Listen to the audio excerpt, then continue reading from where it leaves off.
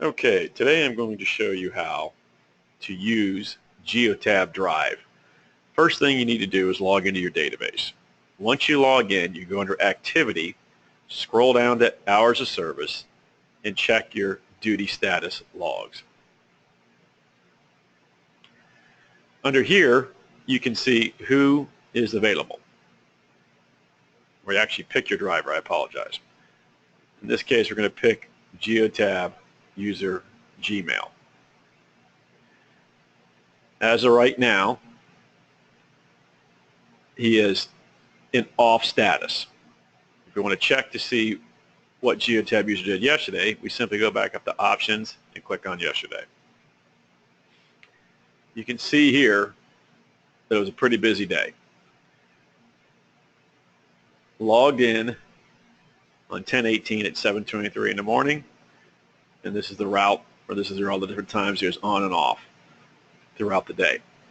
In order to see this for compliance purposes, you can come to the top here and hit Compliance Print or View the Graph.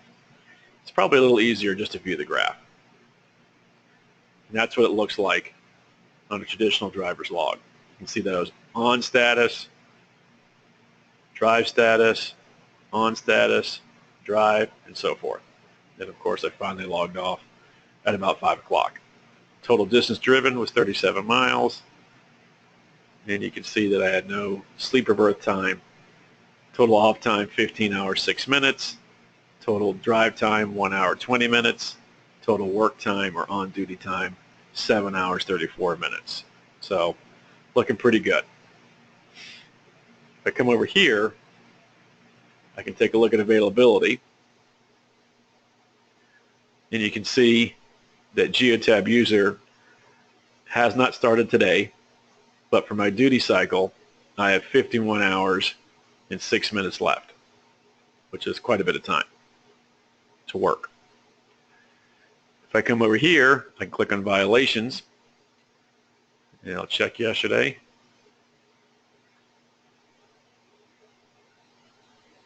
I don't have any violations, so everything's looking good. Now, how do we log in? This is the Geotab Drive app simulated on a computer.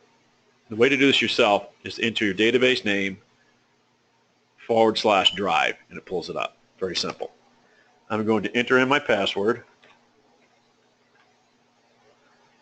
You can see here that I've taken the extra step of putting in the database name and the server name. Logging in now.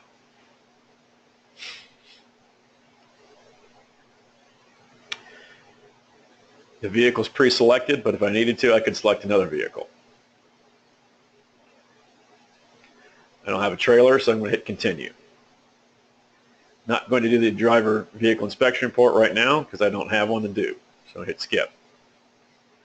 Okay, so this is what it would look like once you log in. You have the name of the vehicle, hours of service, DVIR. I'm going to come over here and click on hours of service to start my day. It's very simple, very easy to do. All the operator has to do is come over here and click on once he's ready to work. And you'll see it highlights in blue. And then further, it displays how much time I have left before I need to rest. In this case, a full 8 hours. I have 11 hours of driving time left, 14 hours of duty time left. And I have a cycle time just dropped down a little bit. To look at this from a graph perspective, the driver can click over here and see his graph, and right away you can see here not much here. We got an on status. I go to logs. I can see for yesterday all my different log times. Very simple, very easy to do. And you can see here I'm in on status right now. If I were to leave right now, I could go here to verify. This is what you'll do at the end of the day. Click here and verify the log, the day. But I just started, so I'm not going to do that. If we go back to status, once again, you can see I've been on duty status for a whole minute. I have 7 hours, 59 minutes left.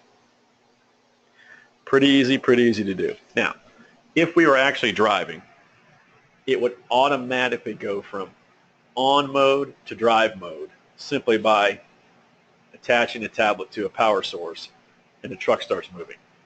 The nice thing about this as well is that it allows you to automatically switch from on to drive and credit the time back. It does it automatically. If, for whatever reason, you decide you want to go from on to drive on your own, all you have to do is tap it and it goes to drive status. Okay? You can verify that by looking at your log. Now you can see we're in drive status. Okay? If I come back over here, we're driving along, doing our thing. You always want to be aware of your rest time.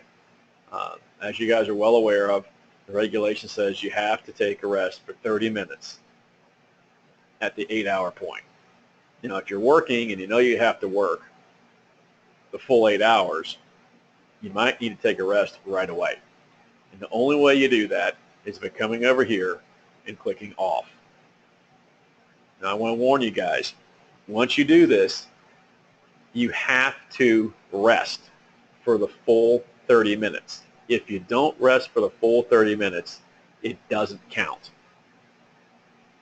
So don't make the mistake of taking a 10-minute break, going back into on status or drive status, and thinking that you can take another 10-minute break in a couple hours. It doesn't work that way.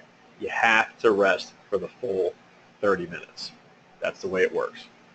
Once again, take a look at it. You go over the logs. You can see, and obviously you would never do something like this, but you're in on status, drive status, and now I'm in resting or off status. Okay? Come over here. If I were done for the day already, I could click all and hit verify, and I'm done.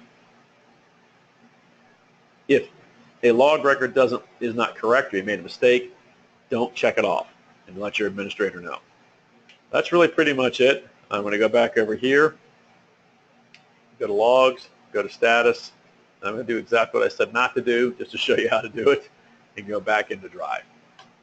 Okay? So I just wasted that 2 or 3 minutes of rest time.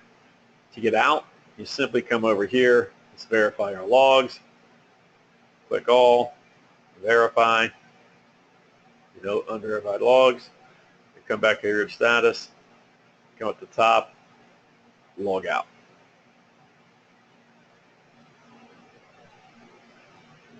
Continue.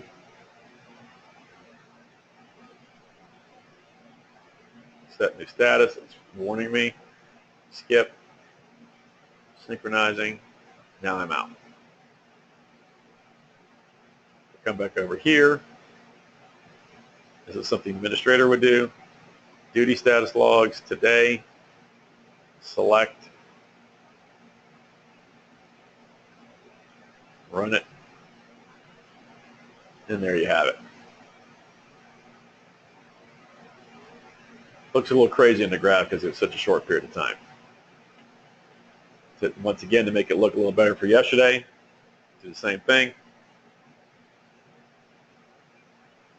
That looks like a normal driver log. Okay, well, I appreciate your time. Thank you so much, and I hope this is helpful.